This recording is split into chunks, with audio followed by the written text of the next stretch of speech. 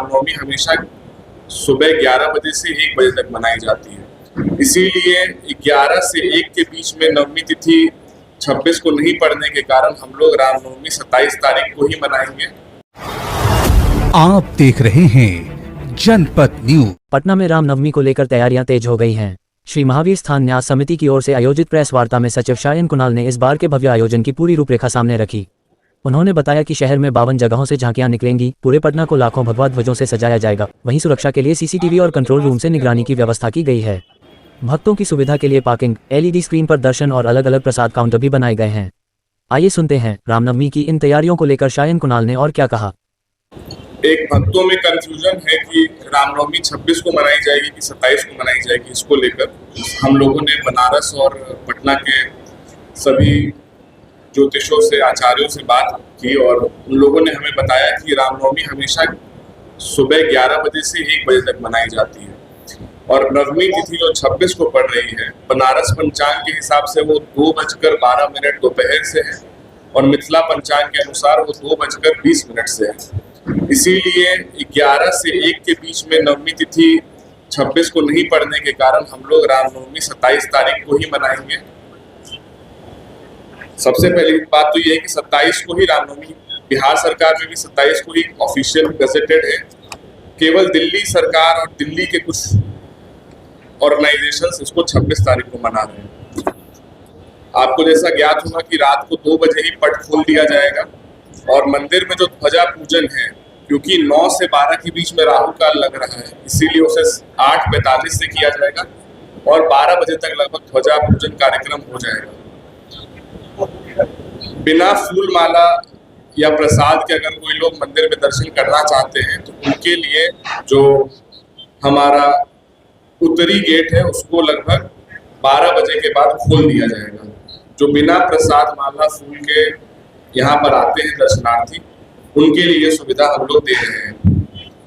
इसके अलावा जो सबसे पहले जो 10 लोग मंदिर में आते हैं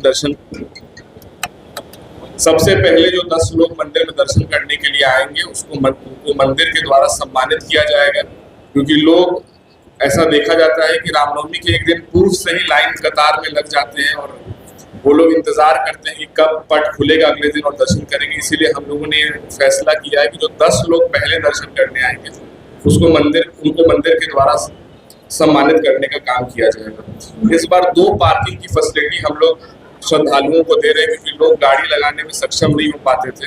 तो प्रशासन से बात करके हम लोग 2 जगह पार्किंग की फैसिलिटी दे रहे हैं। एक मल्टी लेवल पार्किंग आप जीपीओ गोलंबर पर देख रहे हैं और एक बुद्धा स्मृति पार्क के पास भी एक पार्किंग बना है, वहाँ पर भी हम लोग जो है पार्किंग की सुविधा श्रद्धालुओं को दे रहे हैं। प्रशासन ने हम लोग का सहयोग किया है और उस दिन केवल रामनवमी पर दर्शनार्थियों के लिए वो पार्किंग अवेलेबल रहेगा, आम जनमानस के लिए पार्किंग नहीं रहेगा।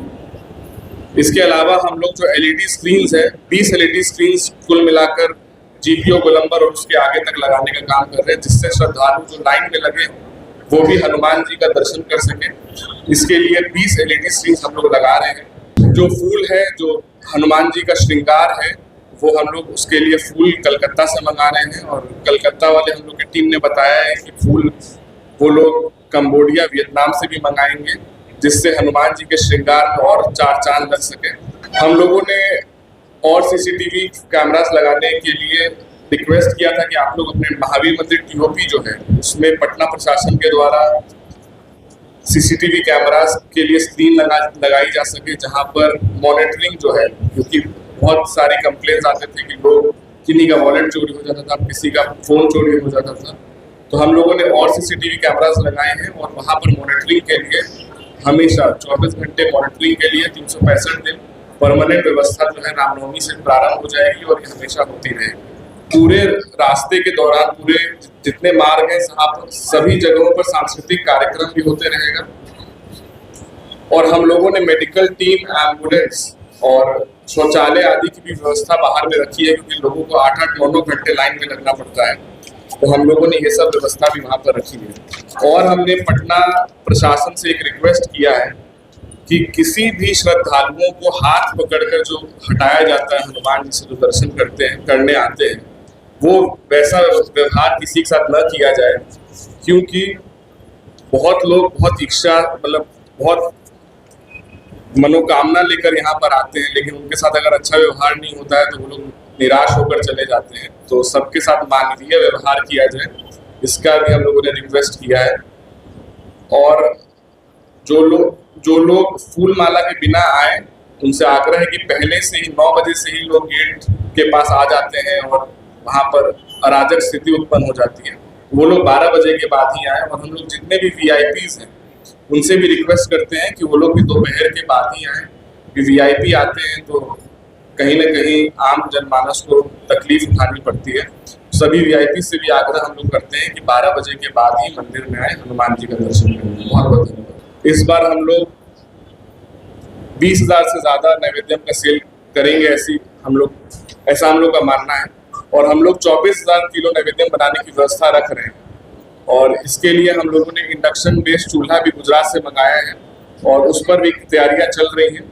और जगह जगह पर काउंटर्स, नैवेद्य में काउंटर्स लगाए जा रहे हैं। आप लोग देखेंगे रास्ते में भी बहुत जगह नैवेद्य में काउंटर्स लगे हैं।